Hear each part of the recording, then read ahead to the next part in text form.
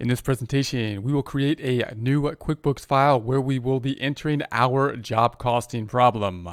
Here we are in QuickBooks Desktop, QuickBooks Pro. We have the open Windows screen open and we have the File tab up top. Remember that if you are using the same QuickBooks file all the time, it'll probably open up to the current QuickBooks file that you were, or the last QuickBooks file you were in. And then you could go out of that QuickBooks file or simply use the File dropdown and just create a new company file. It won't delete the current company file. You're just going to go right up to the File tab. That's why I like using the File dropdown. However, you note that to create a new company file, you can use the Create New File down here, or no matter what screen you are in, you can use the File dropdown up top and simply go to New Company. So that's what we're going to do first. We're going to create a new company.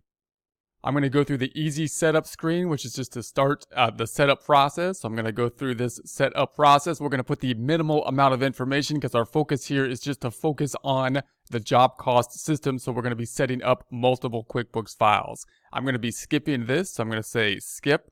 And then I'm going to put in the information. The ones with the red dots are the ones that we need to put in place to work through the problem. So that's what we will be concentrating on here. So the name, I'm going to put this long, ugly name, which is going to be one job cost tracking work in process few items. And that's basically what we're going to be doing in this process. We're going to be setting up a job cost system. We will be creating a work in process account, tracking that work in process account. For this first example, we will not be using QuickBooks to track the units of inventory using a flow assumption like weighted average method. Then the industry that we would want to choose. As we select the industry, note that we might be choosing an industry that basically has a job cost system. Common types of industries that would have job cost, maybe something like accounting and bookkeeping.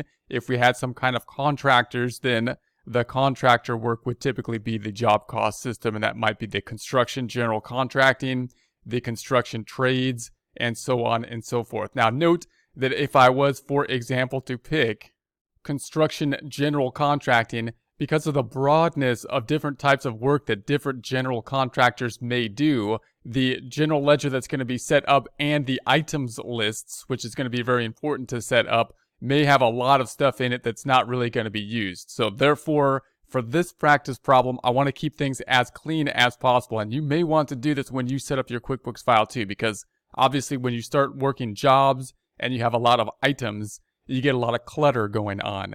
So I would prefer to have is just the items that I would need. That's enough stuff already to deal with. And so in this case, I would actually not want to set up the chart of accounts from QuickBooks or the items, or possibly you want to set them up and use the chart of accounts and maybe then go through it first thing and delete many of the items that you think that you will not be using. So you don't have this massive amount of clutter that could take place. So what we're going to do is to make things really clean, we're going to go down here and go to the other, and therefore there will be no chart of accounts that will be set up. We'll set everything up from scratch. We'll be using just what we need, and hopefully that'll make it more clear as we start this problem. So we're going to say OK, and then we need the business type, and notice for our purposes, focusing in on the job cost system, we're going to have basically the same kind of items with regards to tracking the inventory and recording the cost of goods sold related to it. I'm typically going to pick the sole proprietor in order to move forward with it. So I'm going to go and create the company file. Now also note when you're thinking about different types of entities, sole proprietor, corporation, S corporation, LLC, and so on and so forth, partnership, then really you're focusing, oftentimes you're thinking about the differences between the company being in the equity section.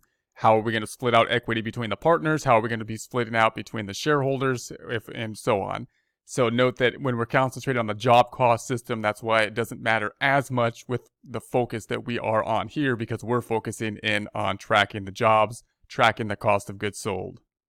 Now I'm going to close out some of the open screens, including the selling of added features such as payroll and whatnot. I'm going to close out the new features tour. I'm going to keep the open windows open. I will maximize the screen here. I will then usually go to the open window view. I will do that by going to the view dropdown up top and selecting the open windows list.